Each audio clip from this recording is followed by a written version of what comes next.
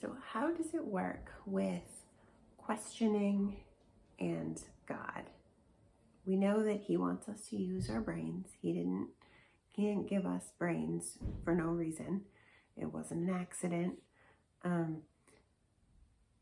But he also wants us to obey without question. So how does that work?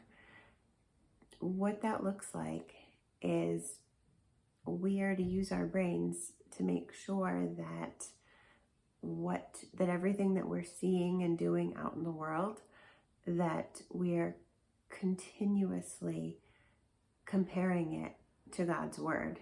So, whatever you are doing, thinking, saying, what other people are doing, thinking, saying, we're to continually, and what the situation is, we're to continually hold that up against what God's word says. Now, that doesn't mean that we're to turn into little Pharisee, like, do this, don't do that.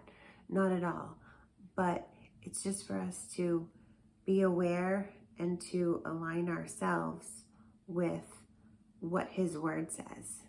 And I think a lot of, at least for my own internal struggles, they stem from being out of alignment with what his word says.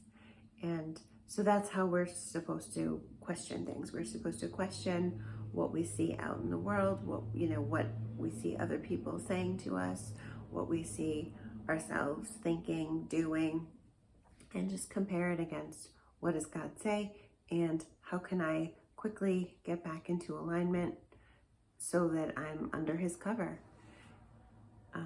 I know I tended to use questioning in terms of, like, I would question something, but really it was just like a means of delaying my obedience. So that's something to be aware of also, in procrastination. But that's the main gist of how it's best for us to use that tool of questioning that God gave us. And I'm going to wrap up and we'll see you tomorrow. Bye.